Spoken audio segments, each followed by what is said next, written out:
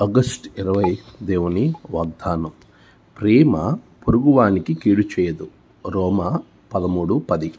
మన ప్రభువైన యేసు క్రీస్తు నామములో మీ అందరికీ ఈ ఉదయము శుభాలు తెలియచేయచ్చు ఉన్నాను. పిల్లరా, ఎలా ఉన్నారు? క్షేమంగా ఉన్నారా? దేవుని మహాకృపలో మనందరం క్షేమంగా మరొక దినాన్ని కలిగి ముందుకు వెళ్ళే ధన్యత దేవుడు మనకు దయచేశాడు. ప్రత్యేకంగా ఈరోజు ప్రభు మనతో మాట్లాడుతున్న అంశము ప్రేమ కలిగి ఉండాలని. ప్రేమ చాలా ఉన్నతమైనది. దేవుని ప్రేమ నిస్వార్థమైనటువంటి ప్రేమ. కానీ అలాంటి ప్రేమను మనం కూడా మన పొరుగువాడి ఎడల ఇవ్వాలి అనేది దేవుని యొక్క ఉద్దేశం. నీవు ప్రేమించుకునే రీతిలోనే నీ పొరుగువాడిని కూడా ప్రేమించాలి. అందుకే ప్రభువు నిన్ను వలే నీ పొరుగువాడిని ప్రేమించు అని చెప్పడం మనం చూస్తాం. ఎవరైతే అలాంటి ప్రేమను కలిగి ఉంటారో అలాంటి సందర్భాల్లో వారు ధర్మశాస్త్రం అంతా నెరవేర్చినట్లే అని వాక్యము చాలా స్పష్టంగా తెలియజేస్తుంది.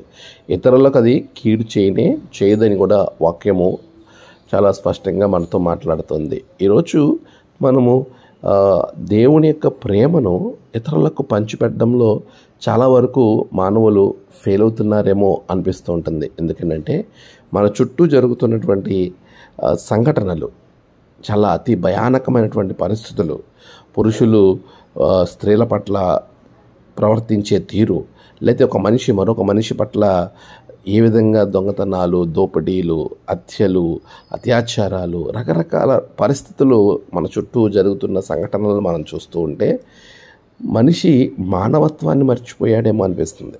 ప్రేమించటం కంటే కూడా మనిషిగా జీవించటం మర్చిపోయాడా అన్నంతగా అకృత్యాలు మన చుట్టూ జరుగుతున్న సంఘటనల ద్వారా మనకి అనిపించక తప్పట్లేదు.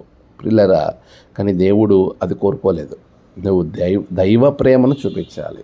అది నిస్వార్థమైన ప్రేమ, అన్కండిషనల్ లవ్, అన్ఎక్స్పెక్టేషన్స్ లవ్, ఏమీ ఊహించకుండా, ఏమీ ఆశించకుండా, సరిహద్దులు లేనటువంటి నిష్కపటమైనటువంటి ప్రేమను మనం కలిగి మన పొరుగువాడికి మనం అందించాలి. అలాంటి ప్రేమ నువ్వు కలిగి ఉండాలని వాక్యము చాలా స్పష్టంగా తెలియజేస్తుంది. నువ్వు అనుభవిస్తున్నావు దేవుని యొద్ద నుండి, దాన్ని తిరిగి నీ పొరుగువానికి కూడా నువ్వు ఇవ్వాలి.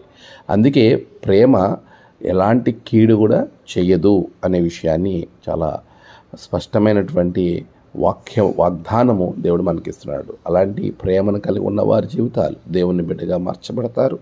వారు దేవుని రాజ్యాన్ని స్వతంత్రించుకుంటారు. అట్టి కృప ప్రభు మీకు అనుగ్రహించును గాక. ఆమేన్. ప్రార్థన. సర్వోన్నతుడా, గొప్ప దేవా, నీకు వందనాలు. గడిచిన కాలం తోడుగుండి ఈ నూతన